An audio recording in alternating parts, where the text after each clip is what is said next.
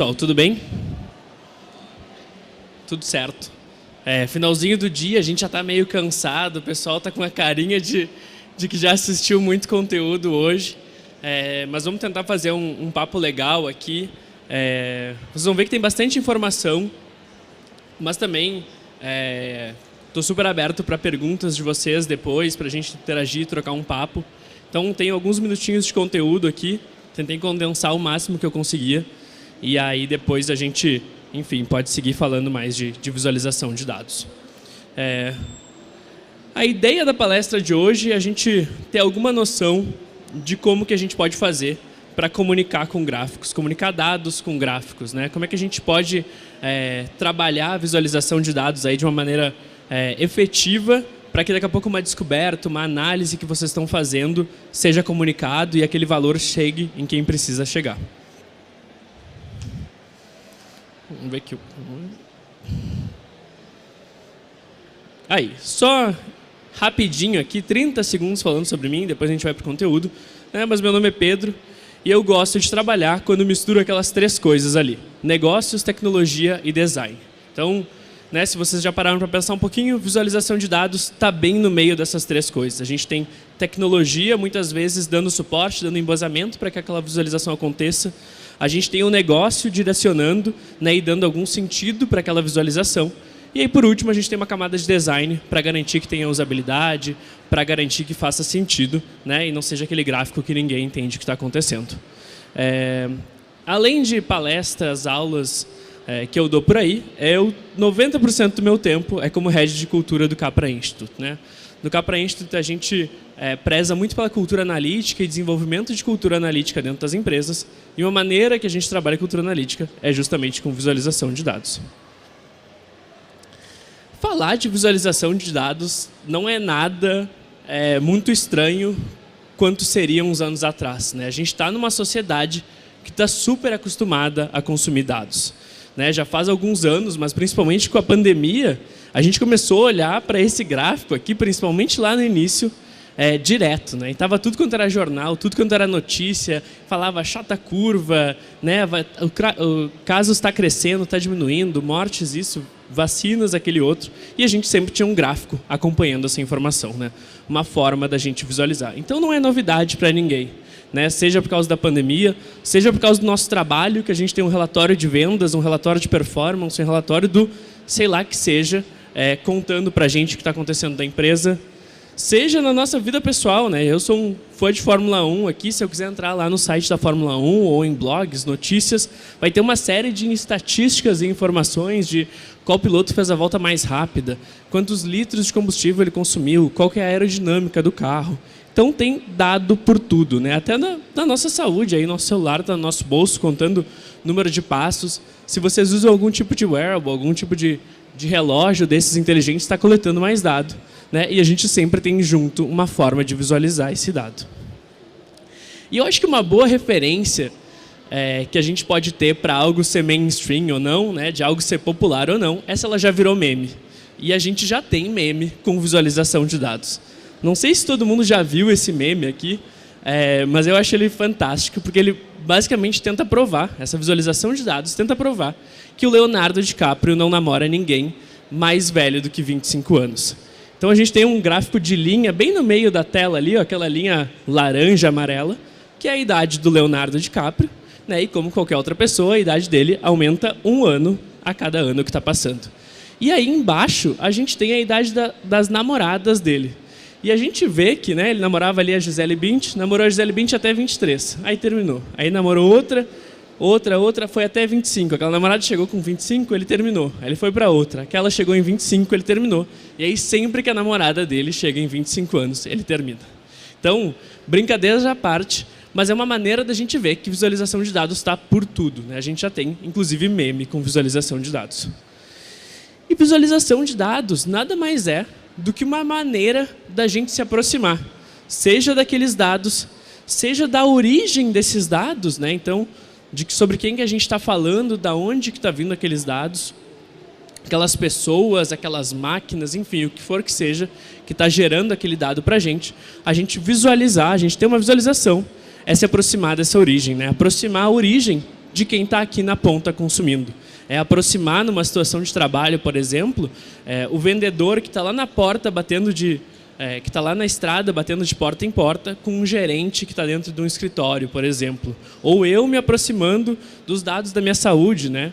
Posso acompanhar meu sono, posso acompanhar meu batimento cardíaco, enfim.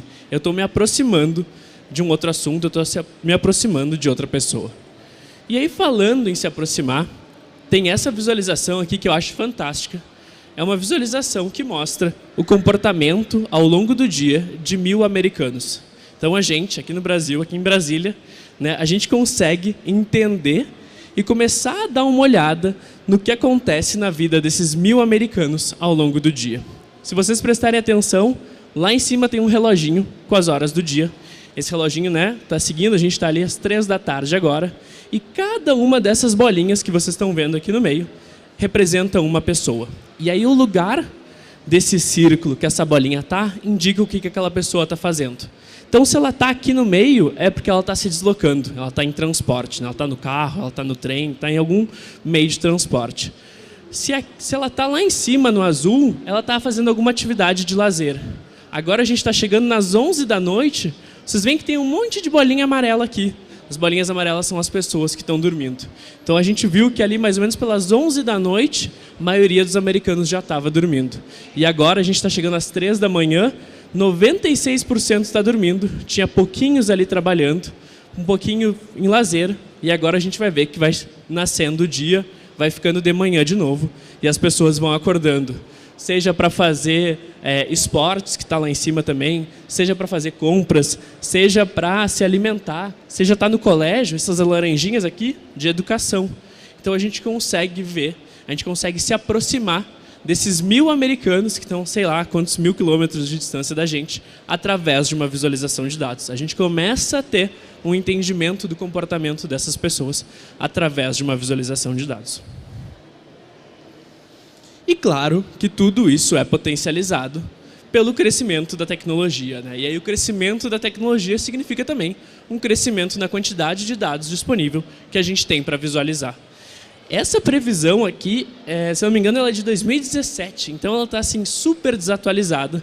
Já tem previsões anteriores da pandemia ainda, que diziam que a gente ia chegar em 2025 com 175 zettabytes, né? E esse mesmo pessoal que faz essa pesquisa já falou que o impacto da pandemia foi maior do que a gente poderia prever antes, e a gente vai chegar lá em 2025 com muito mais do que esses 163 zettabytes. A gente provavelmente vai chegar perto dos 200 zettabytes até 2025. Então é muita informação, é muito dado para a gente visualizar e tentar entender o que está acontecendo. Só que daí vem um outro problema. Ah, que bacana, a gente consegue ver o que os americanos estão fazendo, a gente consegue acompanhar a nossa saúde. Mas será que a gente tem capacidade de processamento para tudo isso? Será que a gente, de fato, consegue ver os 30 relatórios de trabalho que daqui a pouco alguns de vocês recebem, mais os relatórios de saúde, mais acompanhar dados de um esporte que vocês gostam? Começa a ser informação demais. E aí, que nem o Windows lá da tela azul, o nosso cérebro da tela azul, né? O nosso cérebro dá uma pane, e tem um nome para essa pane, que é uma doença, de fato, que se chama overdose de informação. Então, overdose de informação é uma doença, de fato, e ela foi pesquisada pela primeira vez por um pesquisador chamado Lewis em 1999. Então, vou até voltar um slide aqui. 1999 não estava nem naquele gráfico que vocês viram. 1999 não está nem aqui. 2005 já era pouco. Você imagina, 99 era menos ainda. Então, se em 99 o Lewis falava que tinha overdose de informação, vocês imaginam a gente aqui em 2023, a situação que isso está, né? Com certeza essa situação não melhorou. E a gente precisa de formas, a gente precisa de ferramentas, metodologias, aprendizados, o que seja, para a gente aprender a lidar com essa quantidade massiva de dados. E aí, uma maneira que a gente tem para lidar com essa quantidade massiva de dados é justamente a visualização de dados. A visualização de dados permite a gente pegar um amontoado de dado, que a gente está representando ali com aquele monte de Lego, de pegar esse amontoado de dados que a gente não consegue entender muito bem o que está acontecendo, né? Se alguém perguntasse para a gente quantas peças tem ali, é difícil de responder. Se alguém perguntasse, né, qual que é a cor que mais tem ou quantas cores que tem, vai ser difícil a gente entender o que está acontecendo ali. A gente precisa começar a organizar as coisas, começa a separar em grupos, começa a arrumar isso, até lá no final a gente apresentar visualmente. Agora, se eu perguntasse para vocês qual que é a cor que tem mais, fica muito mais fácil de responder, né? Qual que é a cor que tem menos? E aí, talvez lá em cima vocês nem percebessem, mas ali embaixo tem uma pecinha cinza bem pequenininha, e a gente só vê aquela pecinha cinza bem pequenininha, porque a gente arrumou isso de uma maneira visual, uma maneira que fica mais fácil do nosso cérebro entender. A gente consegue ver, né, que amarelo e vermelho ali são as peças que mais tem. E claro, aquele é um exemplo mais lúdico, bonitinho, com... Acho que tinha gente tirando foto, né? Não? Tudo certo? Não, beleza, que eu achei que alguém queria tirar foto e não conseguiu. Mas legal. Aquele era um exemplo lúdico, mas a gente pode levar isso para o mundo profissional, para as nossas vidas de trabalho, que é normalmente onde essa situação está pior, né? A gente vê cada vez mais gente aí falando de burnout, de estar estressado, e isso está super conectado com aquele ponto que eu trouxe antes ali, da overdose de informação. Então, se a gente pode pegar esse monte de Excel, esse monte de planilha, esse monte de relatório, às vezes bagunçado e não estruturado que a gente recebe, e dar um sentido para eles, dar uma forma para eles, como, por exemplo, essas 4 telas aqui. Então, esses são aqueles mesmos dados que vocês estavam vendo, organizados de uma outra forma, uma forma que é muito mais fácil de consumir, né? A gente está mais fácil de consumir e está orientado pelo uso. A gente foi lá, a gente entendeu qual era o problema por trás e a gente desenhou essas telas. Não é mais só jogar um monte de dado na cara do nosso usuário, porque o nosso usuário não tem mais capacidade de consumir tanta informação. E aí, para fazer isso, a gente tem que prestar atenção em 2 coisas. A gente tem que prestar atenção em definir um objetivo, né? A gente tem que dar uma direção para essa visualização, ou para esse conjunto de visualizações que a gente está criando, e aí depois a gente precisa pensar um pouco no formato dessa visualização. Qual que é o tipo de gráfico, por exemplo, que eu vou escolher. E aí, quando a gente fala de definir um objetivo, a gente está falando de por que essa visualização existe. Por que eu estou fazendo esse gráfico? Por que eu vou entregar os dados de sono para o Pedro, por exemplo, né? Por que eu vou ver toda manhã lá como é que foi o meu sono? Para que eu possa, talvez, entender o que eu fiz no dia anterior, quantas horas eu dormi e melhorar o meu sono para a próxima noite, né? Então, uma equipe de vendas é a mesma coisa.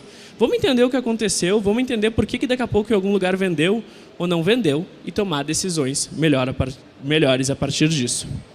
Né? A gente precisa, antes eu mostrei o Lego para vocês, aqui tem uma visualização um pouco diferente, a gente precisa transformar aquele amontoado de coisas lá, que a gente chama de Big Data, em algo muito mais palpável, em algo que o nosso cérebro de fato consegue processar, que a gente pode chamar de Small Data.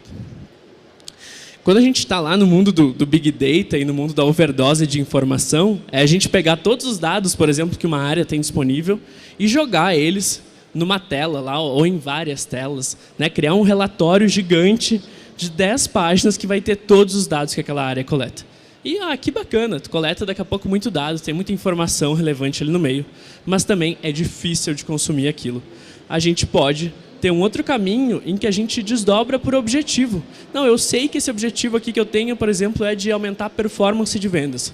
Legal, para aumentar a performance de vendas, eu preciso pensar nas decisões que estão atreladas a isso. Eu preciso entender como que está a conversão do meu vendedor, como que está a conversão por região, como que está N outras coisas relacionadas às vendas, né? E vendas aqui é só um exemplo, pode ser qualquer outra área, pode ser investimento de marketing, eu posso querer saber qual que é a plataforma que me traz mais usuários, qual que é a rede social que me traz mais usuários.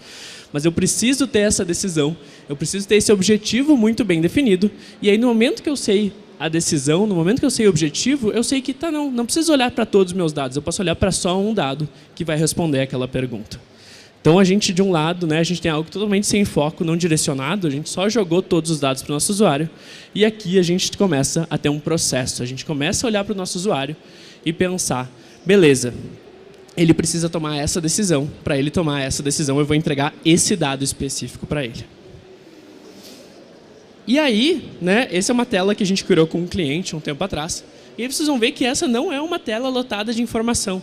Claro, essa aqui é só uma tela dentro de uma série de outras que a gente criou, mas se vocês prestarem atenção nessa tela, ela tem basicamente 4 blocos de informação. Ela tem 4 conteúdos aqui que estão conectados a 4 perguntas que esse cliente tinha em relação às vendas deles, né? A gente não está falando de pegar todos os dados disponíveis, a gente entendeu que tinham 4 decisões importantes e quais eram as 4 métricas que estavam conectadas com essa decisão, né? A gente definiu e a gente respondeu essa pergunta que está bem grande aqui para vocês, de que métricas eram relevantes para esse problema. Então, a gente não pode sair só construindo uma visualização de dados. Antes da gente pensar no gráfico, a gente precisa pensar no dado que vai estar dentro daquele gráfico. Mas legal, a gente definiu um objetivo, entendemos a importância de definir um objetivo. Agora, a gente precisa pensar um pouco no formato, né? Eu sei que essas métricas são importantes, mas qual que é a melhor maneira de visualizar essas métricas? E aí, é legal a gente começar a falar de cognição visual.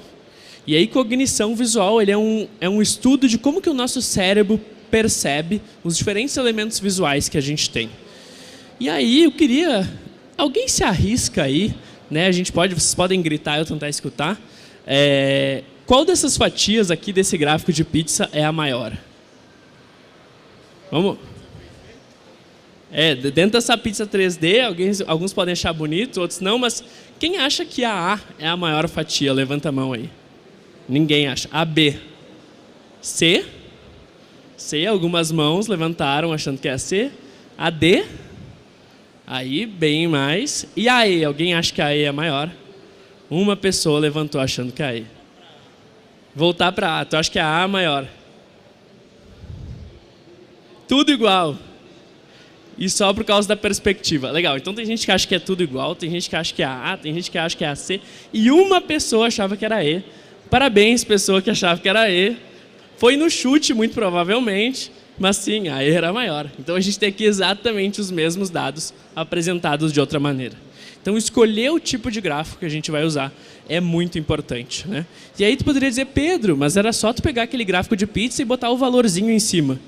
Mas aí vocês concordam comigo que tu não está olhando mais para o visual, tu está só lendo aquela informação, tu está só lendo aquele número. Então, se a gente vai botar um visual na tela, vamos colocar um visual que de fato nos ajude, né? E aí, se alguém, inclusive, tentasse chutar a ordem e falasse a ordem alfabética, teria acertado aí. E aí, de novo, né, antes eu falei de uma pesquisa do Lewis, aqui tem outros 2 psicólogos, né? Então, quando a gente fala de visualização de dados, a gente fala muito de psicólogos, porque a gente fala de como o nosso cérebro funciona. E aqui a gente tem uma pesquisa do Cleveland e do McGill, lá de 1984, então já faz alguns anos aí. Mas eles fizeram uma pesquisa de quais elementos o nosso cérebro tem mais facilidade ou mais dificuldade de decodificar, de entender o que está acontecendo. E aí eles descobriram que a gente ter 2 itens, 2 bolinhas ali, numa escala comum, é o mais fácil de todos. Então, quando a gente tem 2 itens num mesmo eixo, por exemplo, aquilo é o mais fácil. Depois, se está em eixos não alinhados, né, é um pouco mais difícil. Se a gente tem comprimento, direção, ângulo, área, volume, enfim, vai complicando. Não quer dizer que esses aqui do final são piores, tá, pessoal? Não quer dizer que não sirvam para nada. A gente só tem que entender qual que é a função deles.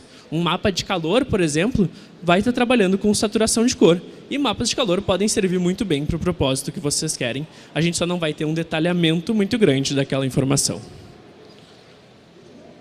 Mas deixa eu mostrar aqui para vocês 5 regras, 5 dicas bem básicas, né? Dicas que vocês podem explorar e ir muito a fundo, ou servir quase como um checklist na hora que vocês estão criando um gráfico, mas dicas que vão ajudar vocês. E aí a primeira delas, se o meu passador de slide funcionar, a primeira delas é, vocês não podem criar um gráfico, não poder é um exagero, né? Mas vocês não vão construir uma boa visualização de dados se vocês não conhecerem o dado que está por trás daquela visualização. Então, se eu quero fazer um gráfico, por exemplo, sobre os dados de venda da minha empresa, eu tenho que entender como é que funcionam as vendas da minha empresa, eu tenho que entender como que elas se comportam ao longo do tempo, e aí sim eu vou poder aplicar bem os próximos 4 passos, né? Então, até aqui tem se a gente prestar atenção, tem um ponto aqui que está fora da curva, né? Fora da linha dos outros. Por que esse ponto está ali? Ele é importante a gente mostrar, não é importante, a gente ignora ele, a gente dá destaque para ele. A gente só consegue responder essas perguntas no momento que a gente conhece os dados que a gente está trabalhando. Depois, a gente precisa escolher o tipo de gráfico certo. E aí, quando a gente... Não tirem foto ainda, não tirem... O próximo slide é melhor que esse. Para a gente escolher o tipo de gráfico certo, a gente pode seguir uma abordagem super acadêmica e tentar olhar para variáveis, para olhar se aquele dado ele é numérico, ele é categórico, contínuo ou discreto. Ou a gente pode usar isso aqui, que é fantástico. Que ele faz uma pergunta para ti. Ele pergunta, o que tu quer mostrar com esse gráfico? Ah, com esse gráfico eu quero mostrar... eu quero fazer uma comparação, por exemplo. Eu quero olhar uma comparação ao longo do tempo. Tu pode usar barras verticais. Não, eu quero entender a distribuição. Distribuição é de vários pontos. Legal, eu posso usar um histograma. Entre duas variáveis, eu tenho um gráfico de dispersão. Não, eu quero ver a composição. Eu quero ver das minhas redes sociais lá, qual que é a composição do perfil. Legal, eu posso ter um gráfico de pizza. Antes eu falei mal lá do gráfico de pizza, mas ele tem a função dele ali, só não abusem dele, né? Deixem um gráfico de pizza com poucas fatias, gente, mas vocês podem usar também. E tem outras N opções, né? Eu quero entender a relação. Gráfico de dispersão lá, gráfico de bolhas, que é um gráfico de dispersão que tu pode mudar o tamanho da bolinha. Então, opção não falta. Mas sempre pensem, na hora de escolher o tipo do gráfico, o que eu quero mostrar. E aí, já fica uma outra dica aqui, que é esse site é fantástico, datavisproject.com, que ele tem milhares de exemplos, milhares é um exagero, talvez centenas de exemplos de gráficos. Tá? Então, ele pode procurar por função, por tipo do input, ele dá exemplos, né? Então tem o desenho bonitinho ali, mas ele também traz uma série de exemplos de aplicações reais desses tipos de gráficos. Então, é um site bem bacana para vocês terem salvo.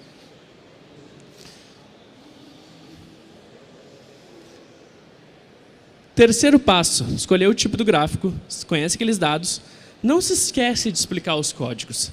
Não se esquece de colocar aqui embaixo o que é esse eixo. E não adianta só colocar que aquele eixo é tempo. Qual que é a unidade de medida de tempo? A gente está falando em dias, né? Ali tem 1, 15 e 30. Aquilo podia ser minutos, podia ser horas. Não, é tempo e tempo está em dias.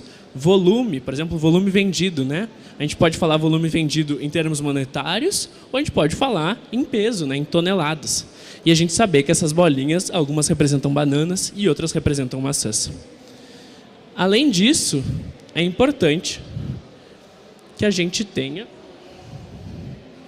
título e fontes muito claras e muito bem explicados. Vocês podem estar muito conectados com o ponto anterior, mas título e fonte eles merecem um destaque especial por 2 motivos. O de fonte, que primeiro que se aquele dado não é teu, tem quase que um compromisso ético e moral ali de tu falar de onde que tu pegou aquele dado, né? Que nem sempre, né? Sempre que eu mostrei aqui uma pesquisa para vocês, tinha no cantinho ali de onde que vinha aquela pesquisa. Mas segundo, isso pode ajudar vocês, porque isso traz credibilidade para aquilo que vocês estão mostrando. Né? Se eu só pego e mostro um dado aqui aleatório sem dizer de onde eu peguei, é muito fácil vir uma outra pessoa e às vezes uma outra pessoa dentro da tua empresa mesmo e questionar. Não, mas calma aí, mas eu achei que o nosso número de vendas do mês passado era diferente, ou o nosso número de seguidores era diferente, o nosso número de qualquer outra coisa era diferente.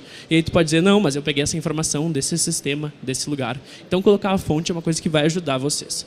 E além disso, um bom título, ele vai guiar a leitura daquele gráfico. A pessoa não precisa ficar perdida em tentar descobrir sobre o que aquele gráfico fala. Um bom título já direciona a leitura. E aí, o último passo, mais importante, até aqui é relativamente fácil de seguir e eu sinto que muita gente já faz, até o passo 4. Mas esse passo 5º aqui, ele pode ser um grande diferencial da tua visualização de dados e ele é um que a maioria das pessoas pula, que é contextualizar. Tu que criou aquele gráfico, tu conhece aqueles dados, fez a análise que está por trás daquele gráfico, tu tem um conhecimento sobre ele que pode não ser claro para todo mundo. Tá? Então, se alguém está olhando para um gráfico, como é que ele sabe que aquilo é bom ou é ruim? Era o que a gente estava esperando? Não era o que a gente estava esperando? O que quer dizer algo ser 300 ou ser 3.000? Eu queria que fosse 300, eu queria que fosse 3.000. Então, coloque informações... Meu computador resolveu sair fora da apresentação. Mas coloque informações que vão ajudar vocês a dizer se aquilo ali é bom ou se aquilo ali é ruim. Né? Por exemplo, a gente está olhando aqui volume vendido por dia.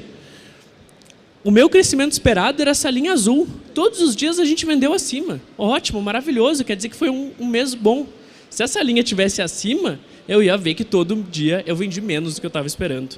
E além disso, né, eu posso trazer a média do mês aí e que essa média do mês está subindo, por exemplo. Então tragam informações complementares que vai ajudar a explicar esse gráfico de vocês. Então são 5 passinhos aí, é quase que um checklist para vocês seguirem, que vai ajudar vocês a criarem boas visualizações de dados. E aí, se a gente aplicar tudo isso junto, a gente pode transformar um gráfico que nem esse, que não parece ter nada de errado com eles, né? Tem até um título lá em cima, tickets recebidos versus tickets atendidos. Então isso aqui provavelmente é uma área de suporte que está ajudando lá as outras áreas da empresa. Tem os meses, tem os números, mas olha o que acontece quando a gente aplica alguma dessas coisas que a gente viu. A gente trocou o tipo do gráfico, a gente colocou um título mais explicativo e a gente colocou uma contextualização. Agora fica muito claro de ver que esses dois valores, recebidos e atendidos, estavam andando juntos até certo mês ali, e aí depois de maio, essas duas linhas se separam. Fica muito mais fácil de ver que esses números se separam depois de maio, só porque a gente trocou o tipo do gráfico. E ainda tem uma explicação lá em cima de por que se separou.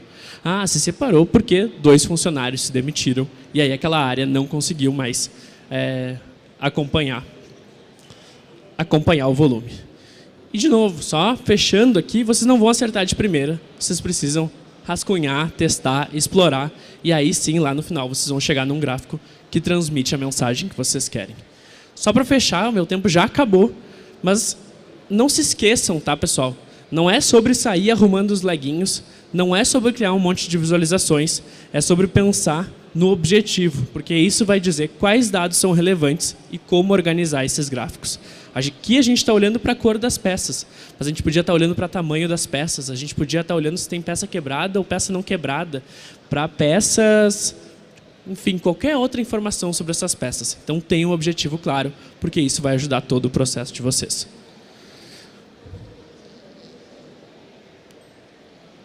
Era isso, pessoal. Aqui, só antes que eles me expulsem do palco, tem o resto das agendas do pessoal da Capra. Né? Então, na sequência, tem mais uma palestra sobre ciência de dados e desafios. Amanhã a gente tem mais algumas talks falando sobre o perfil e sobre o papel do cientista de dados, do analista de dados. Mas era isso. Muito obrigado, pessoal, e até a próxima.